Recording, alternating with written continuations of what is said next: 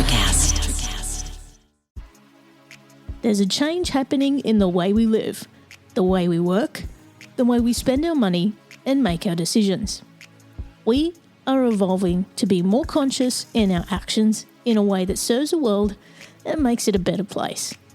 Welcome to the Ethical Evolution. The Ethical Evolution podcast is brought to you by Ethical Change Agency. I'm Bindi, I'm the founder, and my mission is to help ethical entrepreneurs and holistic healers to find their voice through spiritual coaching and podcasting. I'm honoured to bring you the stories of those who create change through healing, kindness, innovation, purpose, and spirit. Understanding that to create collective change, we need to be the change. It all begins with us. On April 16, 2009, Kim Hamer watched her 44-year-old husband take his last breath. During his illness and after his death, she was amazed by the helpful ways their coworkers, bosses, friends and family supported them. Kim started calling their kind actions acts of love. After the death of her husband, Kim, a HR leader, noticed that managers received no guidance when navigating cancer or death on their teams. She set out to change that, combining her personal experience with her professional knowledge and leadership skills. Kim launched 100 Acts of Love, a consultancy that provides tools to help leaders increase team productivity, trust, and engagement when cancer affects the whole team member. She is also the author of 100 Acts of Love, a girlfriend's guide to loving your friend through cancer or loss. Kim and I both know we were destined to meet. This was most certainly not by chance. The universe knew exactly what it was doing. You may not notice it, but both of us were on the verge of tears a few times in this episode, so we both hope it helps someone out there. Welcome, Kim, to the Ethical Evolution. Well, it is so good to be here. Thank you so much for having me.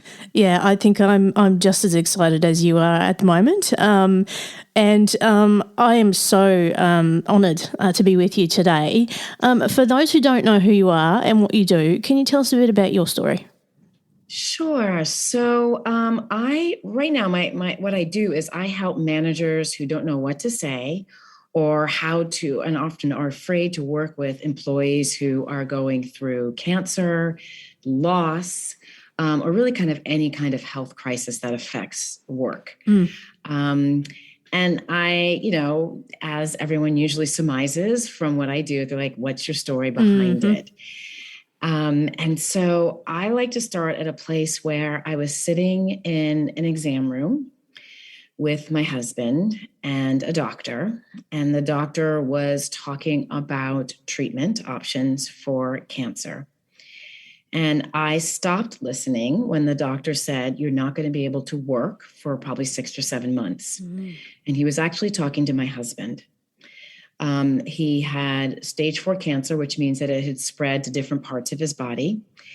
And we didn't have 6 or 7 months worth of savings in our account at that time. And I couldn't, there was already a lot of information coming in at us. I just couldn't take in anything after that. A couple of days later, I heard my husband on the phone. I knew he was talking to his boss, and he just sounded different. People's tones change. And so I was, walking towards the study, and I get in there and he's hung up the phone, and I said, what did Tom say? And he kind of looked at me shocked, and he said, Tom said that they're going to cover my salary for the full time that I'm getting treatment. Wow. And we both started to cry. And it was sort of at that point that this idea was born in my head. But I didn't even realize it at that time. So my husband had large B-cell lymphoma, stage 4.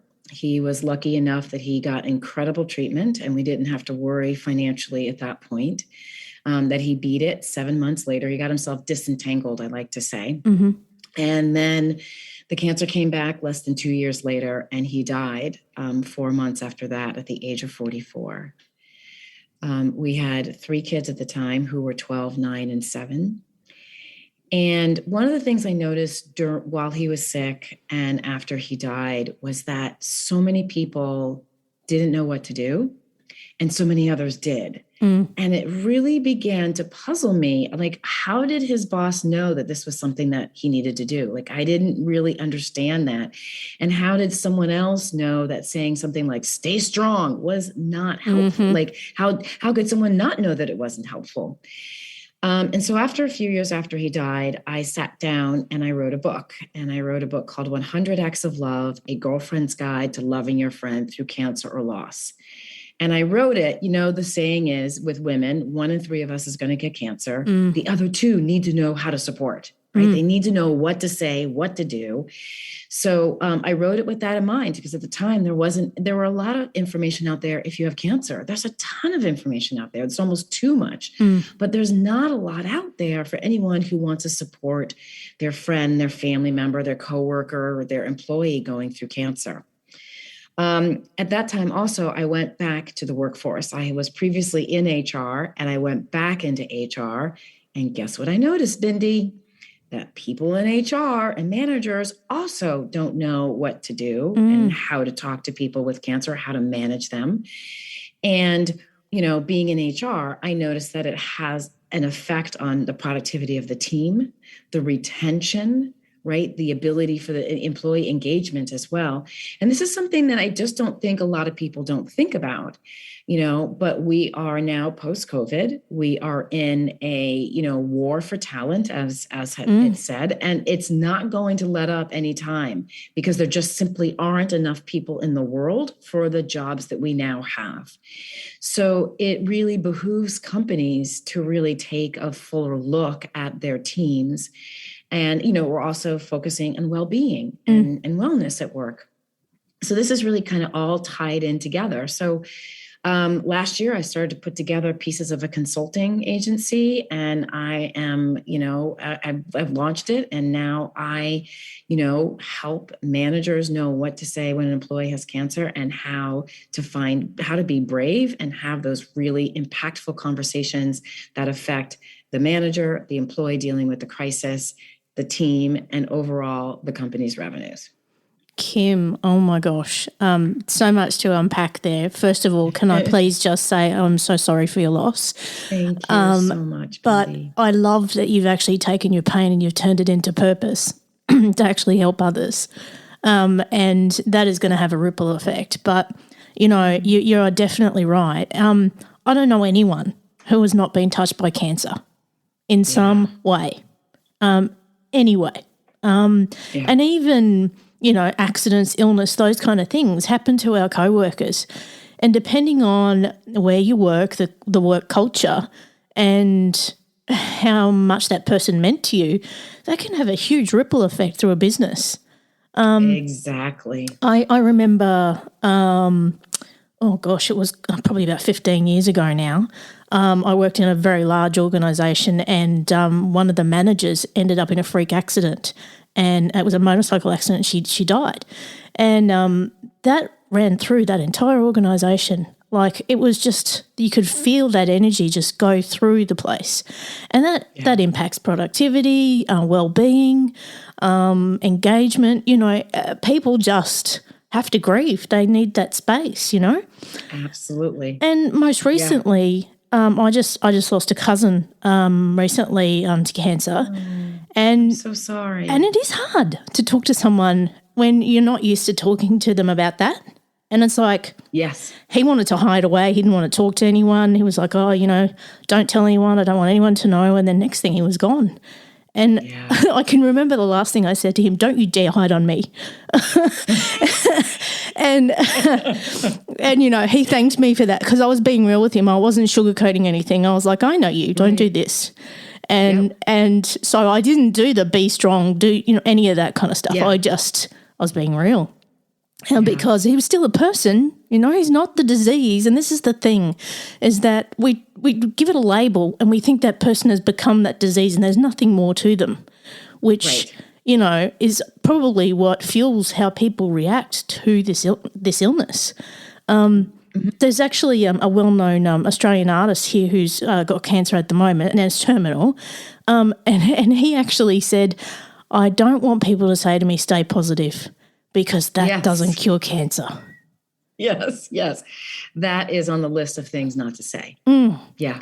So if we're in a situation where someone we love or even someone we work with tells us that they've got a diagnosis, what's the first thing we should say?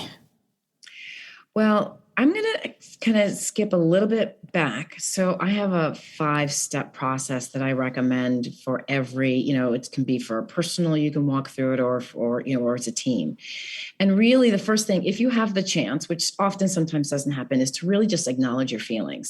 Because I think that what happens is we get really tight, like emotionally tight, when we're afraid of what could possibly come up. Yeah. Right. So if you're working with a client and they have cancer and you're thinking about your cousin, it's possible that you could cry during a meeting. Right. And nobody, we're still not navigating emotions at work well. And so that's a terrifying thought, that I'm going to get in this room with my boss and I'm going to hysterically cry. Or, maybe you just lost your mom to cancer and you just found out your friend has cancer or your employee has cancer. Or maybe your parent, like my kids, their father died of cancer when they were young. So it could trigger all sorts of feelings. And there's nothing wrong with the feelings. What happens to most of us is we judge them. And so we judge them as inappropriate or appropriate. We judge them as bad or good. We judge them as timely or not timely.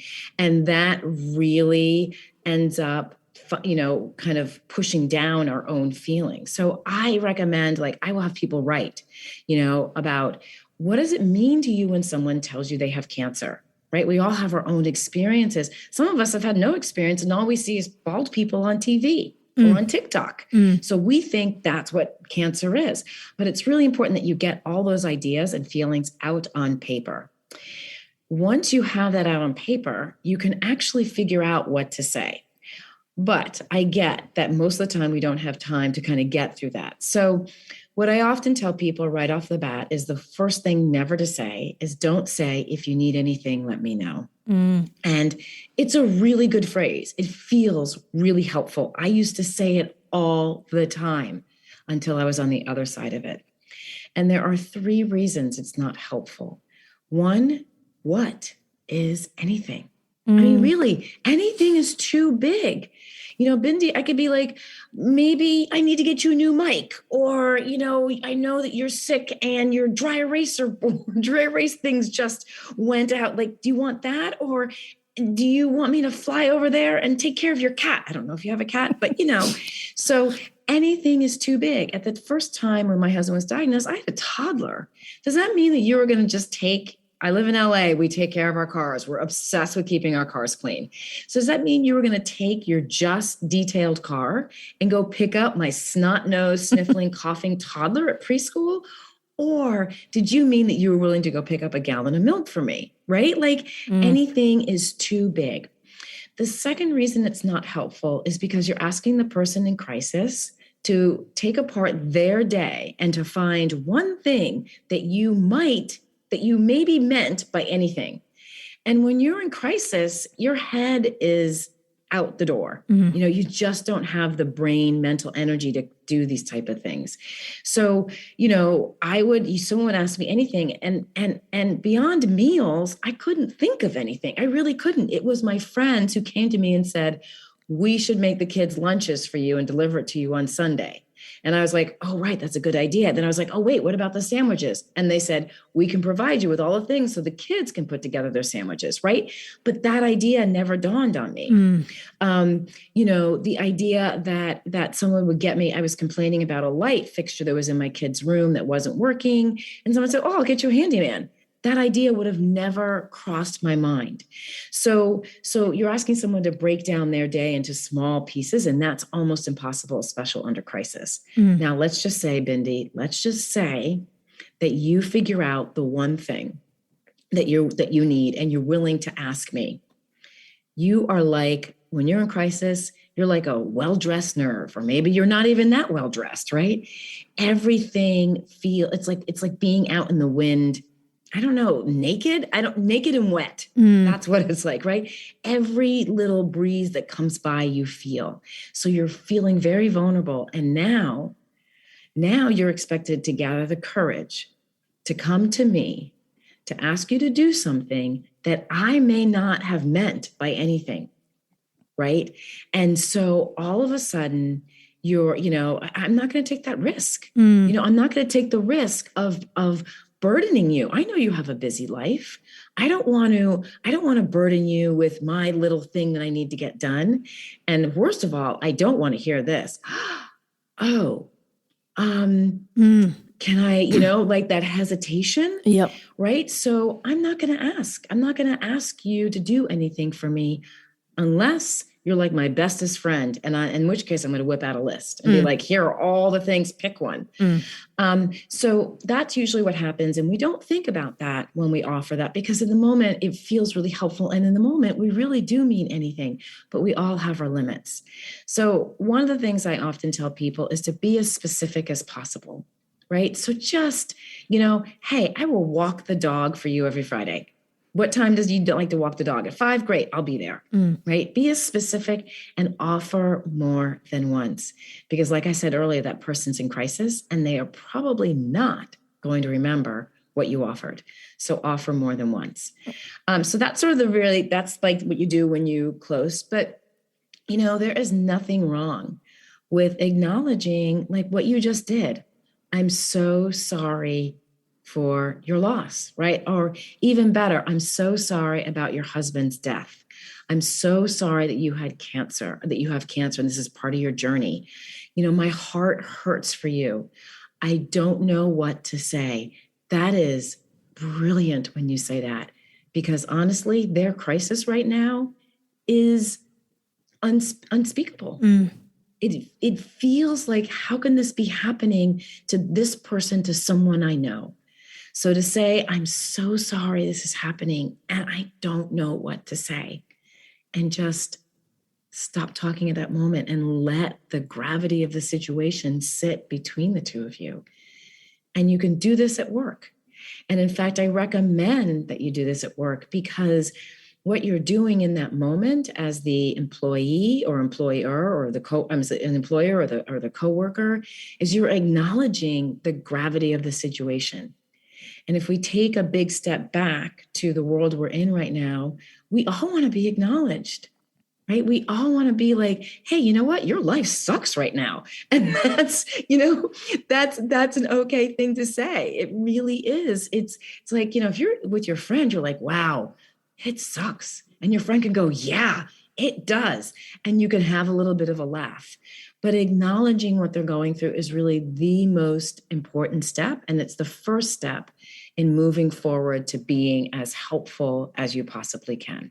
And I think that's a really key step that I think we sometimes miss is just making that space, We feel we've got to fill the void, but really we need to make the space for acknowledgement and just to be safe in that space and let happen whatever needs to happen. Yes. You were talking about the feelings before, and I think a lot of us aren't comfortable with just letting that out and expressing what we're actually going through, and that's actually all part of the healing, and making space for that.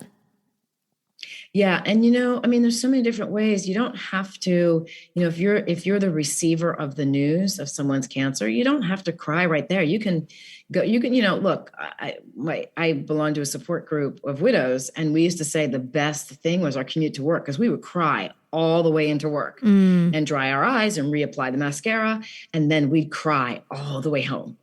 Right. So you don't necessarily have to even acknowledge the feelings publicly, but it is really important that you acknowledge them, because they leak out of you.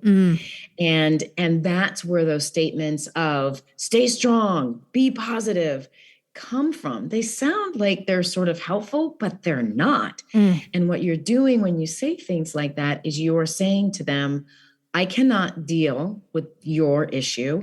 I am not going to have any emotions. I absolutely do not want to connect.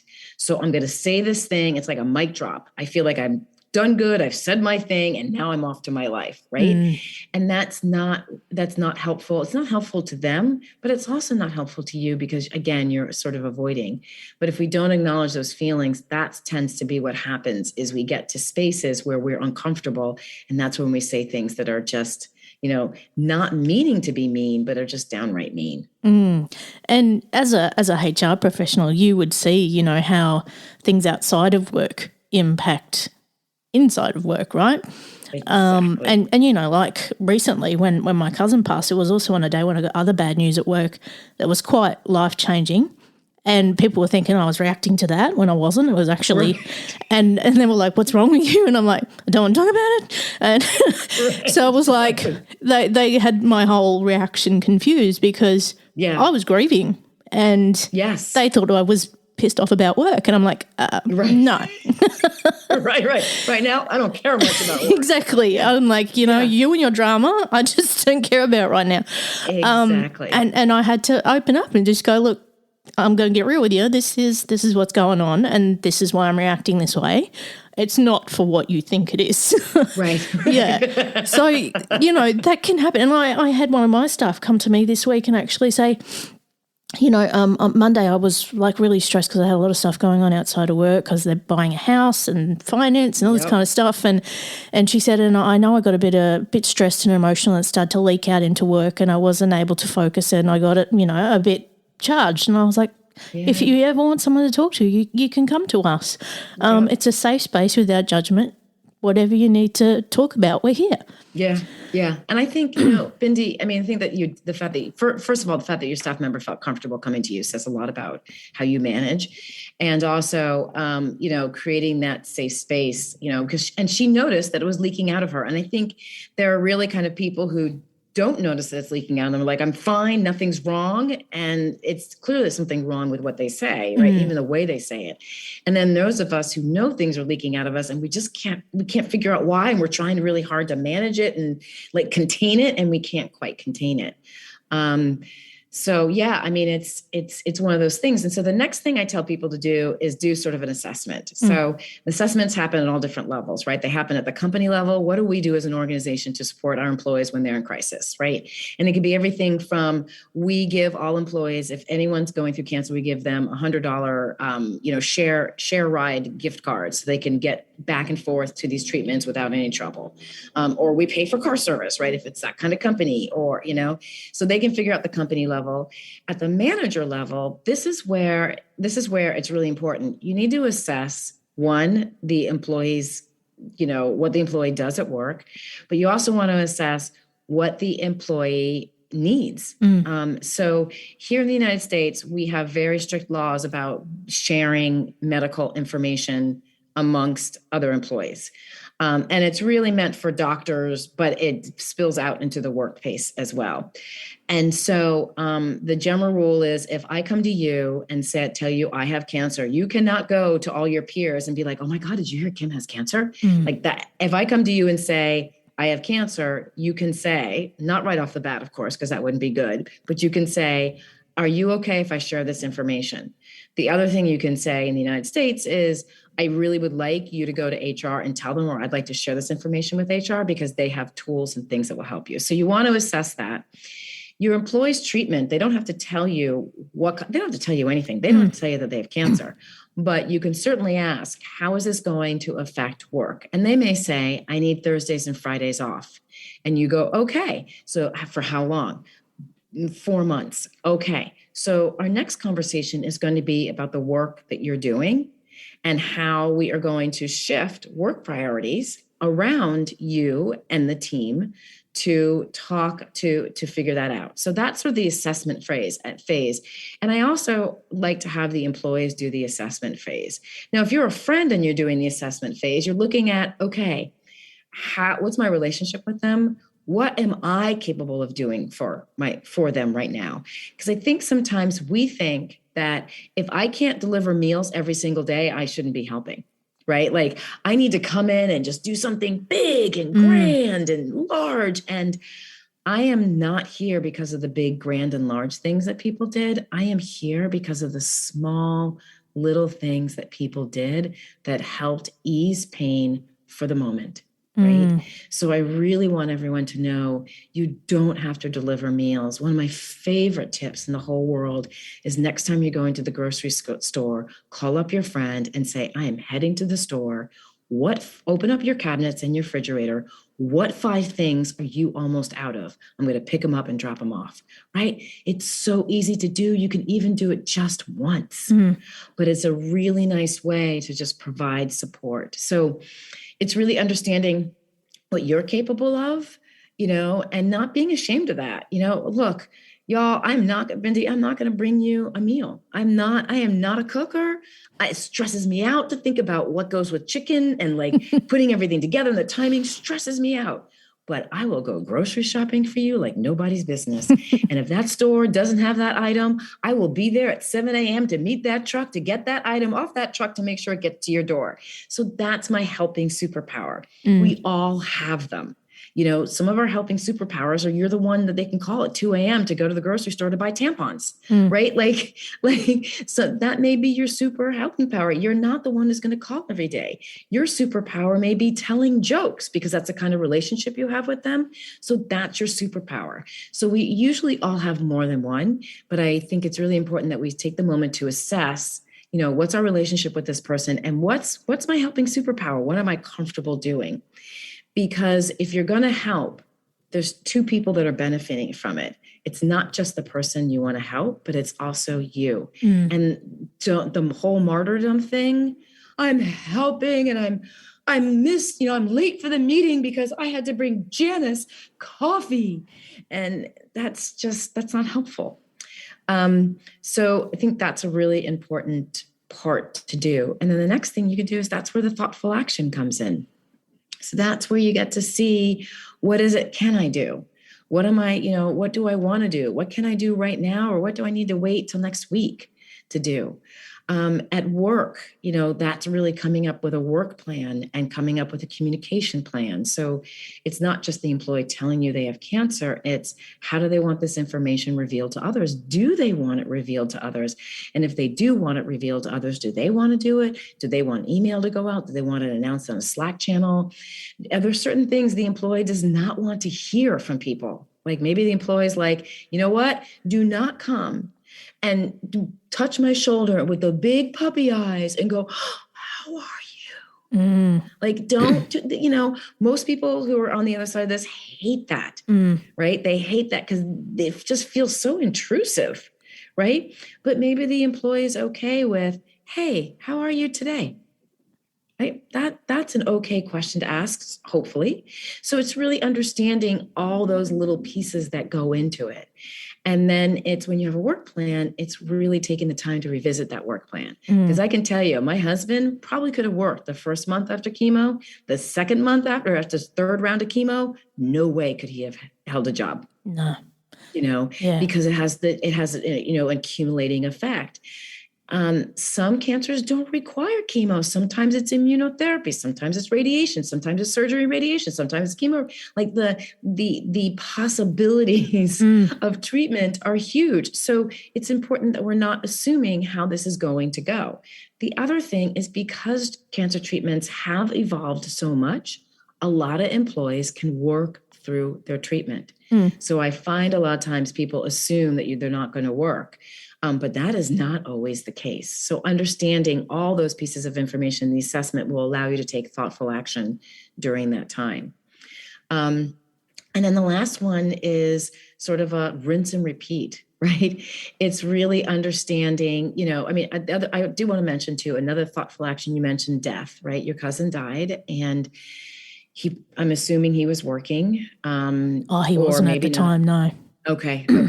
So a lot of times, like you said, people drop dead. You mentioned earlier someone died of, motorcycle accident at work, and just work was like, And a lot of times what happens is some companies will bring in crisis counselors, which are really good. They're really good, but I don't think it's good to bring them in the beginning. I think bringing a crisis counselor in for several weeks at a certain 4 or 5 hour thing for a day, a period of time, is really helpful, because grief doesn't show up on time. Yeah. Grief doesn't show up, it's Wednesday and I feel very upset, so I'm going to cry now and it's all good. So I recommend that people bring in grief counselors then, and there's so much more you can do. I recommend that organizations hold their own memorial service, because oftentimes organizations will show up at the funeral of the person who died, and it's fantastic. As a person who watched the whole school show up for my husband, it was so moving and so touching. But the school still had to grieve. They had to walk past his office every day, right? They had to see it going from full to being completely empty. Then they had to see someone else take over that office. So there's a grieving process. And oftentimes companies don't take the time to acknowledge that. And it's really, you can hold a memorial service about the person. You can ask people to speak, and you can have lots of tissues around, and it can be, a certain time during, you set up a time and you can put together a slide deck. I mean, there's so many things you can do. And that signals to the organization, to the employees, hey, you know what? This person is really missed. And it also signals to them that I matter. Right? Because if I die, people are going to miss me here in this office. And this is how they show that recognition. So it can really do a lot. I mean, it sounds horrible, but it can do a lot for your employee engagement. Yeah. That particular example where we lost a coworker in an accident, the company had a very, very large grounds where they're located, and they ended up putting a little monument on the grounds with some bench seats that people could go and sit and just be with her, which was lovely, because you'd be sitting there working away and you'd see someone out on the seat and you'd be like, yep, there was Tiffany. Yep. Yeah. Yep. So it was a lovely thing to do. Yeah. Sweet. Yeah, that's a lovely thing to do. Yeah. So I think, there's so much more that companies can do.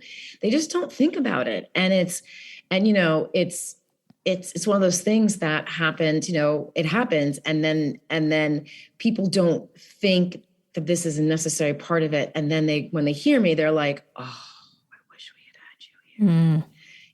Because they saw the productivity. I was talking to a friend of mine who leads a fairly large sales team, and one of her lead people died. And this is years ago. And she did call me and say, hey, what do I say to the family? But we didn't talk about the effect on the business. And she watched the sales of the team drop, and sort of like in this panic of like, we've got to make these numbers, y'all. We got to, but people were feeling the loss of this key member.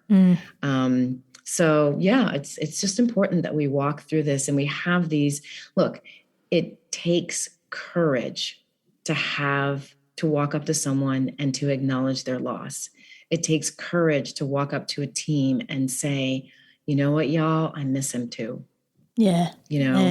It takes, this is not a game this is not a thing to do if, this isn't a thing for everybody, which is unfortunate, but it takes courage to do these things and to have these, systems in place at work so that you can really help your employees. There's a fear that will just never, the person will always, never stop crying. And they do stop crying at some point. It just may not be today. Yeah. And, I mean, when anyone or even our pets die, that can be also really tough as well. Another thing I've recently been through. But, I also had that happen to a friend of mine, and they were on the other side of the world. And I was like, what do you say? I can completely imagine what she's going through. And, instead of it being a negative or a horrible experience, I tried to turn it into a positive one. And I said, every ending is a new beginning. Yeah. Yep. Exactly. And it changed the whole mindset of it, Yeah. I mean, and that absolutely can, I think it's just making sure that person, I think what you said is great. And some people don't like that because sometimes it feels like, I had someone tell me it was a couple months after my husband died. They said, you know what, Kim, you really shouldn't worry. You're attractive, you're young, you can get remarried. Oh. And they meant it as like, don't be so sad. Like they meant it as like, it's going to be okay. Like you have all, like to kind of point out that in the future, these great things can happen for me again. But it was mean, Not what you want to hear. It wasn't nice because I was like, oh, that's my problem. I just need not to focus on the fact that my husband is dead, the one I married for 14 years. I need to just remember that I can get married again, you know? And the fact that she put in the attractive part was sort of like, so if I wasn't attractive, I couldn't get married again. Like what exactly is that? Like that I should feel better because of that. So it's really kind of it's meeting them where they are, which is hard. Which is hard. And, you were talking about the little things that we can do for people that are quite specific, and you don't have to do them every day. You don't have to do them every week. You just have to do something, which is where we go to the 100 Acts of Love. Can you tell us about that? Yes. So I wrote the book, but I called it 100 Acts of Love is because every time people showed up at our door with something or took the kids or drove Art somewhere or came to visit him, it was like a little act of love. That's what it felt like. It felt like they were saying, we love you. Here's lasagna. We love you. We're taking your kids to the movies on Friday. We love you. We're coming to visit Art. We love you, right? It just felt that way. And so I thought that's going to be the title of the book. And I don't know about you, Bindi, but I don't like I'm a bullet point queen. Like, give me bullet point, underline. Get to the point. I don't want to read. Exactly. Get to the point. And so I wrote it with that in mind. And so every act of love is really very simple. And the idea is you could pick up the book. You'd be like, oh my gosh, my cousin has cancer. What do I do? You open the book and the book says, buy them a gas card. And you close the book, you go out the door and you go get a gas card and you drop it off. It's meant to be very immediate. Most of the tips in there are things that anyone can do fairly quickly, right? I also organized it in a way that it's by chapter. So we all think we know how to help with food, and that is bring a meal. But there are so many other ways you can help with food. So there's a whole chapter about helping with food. When someone has kids, right? I had children when my husband was sick. And so there's a bunch of things you can do with kids because people often don't know what to say to the kids. And sometimes they ask, how's your dad? And my daughter was like, I don't want to talk about my dad. I'm here to play, And so there's other things you can do with children that will engage, that will help the family with the kids, like signing them up for camp or, helping teenagers, helping them make something for the sick person in the family. There's things you can do at work. There's things you can do to help celebrate holidays. There's things you can do with car help. One of my favorite things that my neighbor did for me, and I tell the story all the time because it was such a beautiful gift. My neighbor's name was Nate. And one day Nate wandered up to the house and knocked on the door. And thank God I was in a place where I felt like I could open it. And he said, hey, when was the last time the oil was changed in your car? And I was like, I have no idea. I couldn't even tell him if it needed to be changed. I couldn't tell him if the light had changed, if there was a little percentage thing, nothing. And he said, well, I'll tell you what, leave the keys in the mailbox, text me, and then I'll come get the car tomorrow and I'll change the oil. And I was like, okay, great. So I left the keys in the mailbox. And the reason this is so key is because one of the hardest things about being someone who needs help is you have to accept help, right? Like we're all, when I do this and I say, how many of you are good at accepting help? I mean, how many good at giving help? Like 90% of the room raises their hand. How many of you are good at accepting help? You get like 2%. Yeah. People are like, yeah, I'm the only one, so most of us are not good at accepting help and we so want to help, but we forget on the other side of us wanting to help, there's someone who has to accept help. So when he told me to put the keys in the mailbox, he made it so that I didn't have to feel embarrassed that I didn't get the oil changed, because in regular times I could have gone and get the oil changed, but I was under a great amount of stress and changing the oil was there, but not top priority. So I get back, the next day, it's actually later on that day, the car is dropped off because it's in the driveway, and I getting the kids outside and I look at the car and I start to cry, and I get in the car and I'm sobbing because he had the car washed inside and out, which, in LA, it's a big deal. And if you have children, it's a big deal. And when I turned the car on, he had filled it with gas. So not only had he had the oil change, but he just took it upon himself to do this other stuff. And I didn't realize that this was weighing on me until after it wasn't weighing on me. So it was one of those really simple daily tasks that you have to take care of. Getting gas in the car is something you have to take care of. But when you're in crisis, doing that simple, easy daily thing is huge. It takes an extra energy. And he just simply took care of that for me. So I didn't have to think about it. And so when I talk about like taking those little steps, this book is made up of those little things. Around the holidays, if they celebrate Christmas, offer to help put up the Christmas tree or offer to take it down, right? What's their birthday celebrations like? We had a thing we did at birthdays. And, so offer to help with that.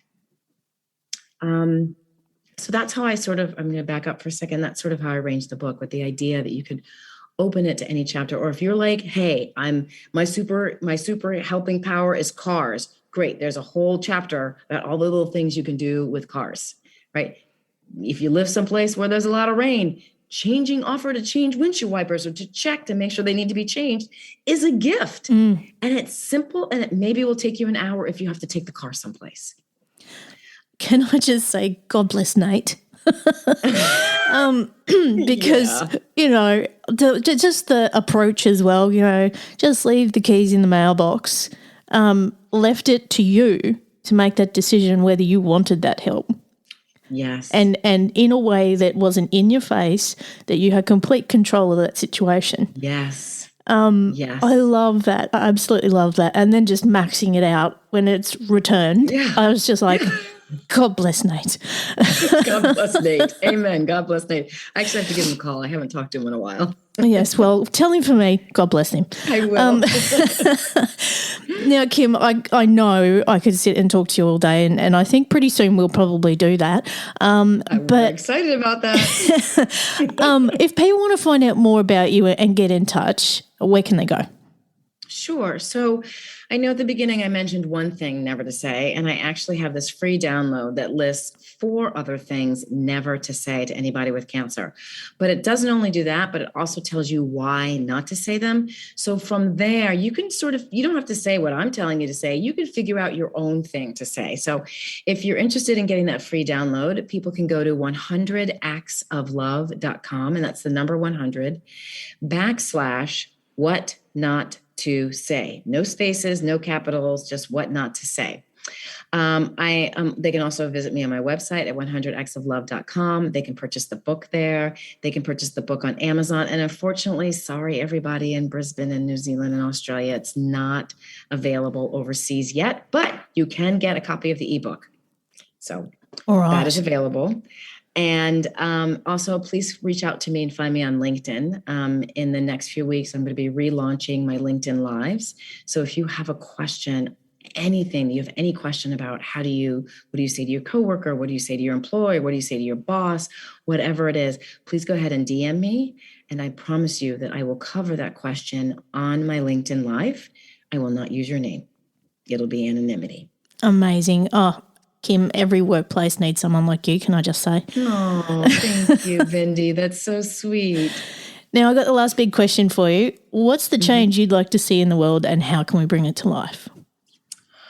I really want, at the heart of this, is people understanding that they matter. And I think sometimes, I'll talk about myself. Sometimes I forget. I think about all the things that I've done wrong and the mistakes that I've made and how I didn't call that friend on her birthday, right? And so they pile up, and then I think that I don't matter. I think that I'm not important. And I am not here doing what I do because I'm super strong or courageous, or I got through my husband's death, or I was able to, make lemonade out of lemons. I am here simply because people who thought that they mattered, that one little action step could help, showed up. And so I'm literally, I'm drinking from a well that I didn't dig. And I want everyone to feel, anyone who's going through a crisis like this, to feel that kind of love. What you do, no matter how small it is, makes a difference. And so that's the one thing I want everyone in the world to know. When you are on this earth, you matter. And what you say and what you do and how you show up really matters and has an effect on somebody else. Oh, and that's exactly why you're here, Kim, because the whole mission behind this show is basically to spread that collective change. Because if we all do our bit by bit, all we got to do is start, and it can be small. And if we all do it, then this is where we get a bigger change. Absolutely, 100%. So thank you, Bindi, for what you do. I love listening to your podcast. I can't wait to go back and listen to some more. Thank you so much. Kim, I can't thank you enough for being a part of the Ethical Evolution. Thank you so much. Bindi, thank you so much for having me as a guest. I really appreciate you. Thanks for listening to the Ethical Evolution podcast. If you're ready to be the change and would love to work with me on finding your voice through spiritual coaching or creating your own podcast with impact, visit ethicalchangeagency.com.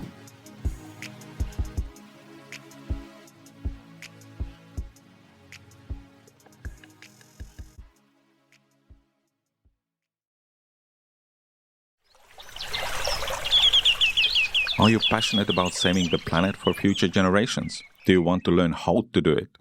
If yes, then you need to tune in to the Nature Backed podcast. It's a talk show covering the changing world around us, from renewable energy, sustainable agriculture, circular economy, to ESG and social innovation. Don't miss this opportunity to discover how you can join the movement and make a difference. Subscribe to the Nature Backed podcast today on your favorite platform and get ready to be amazed.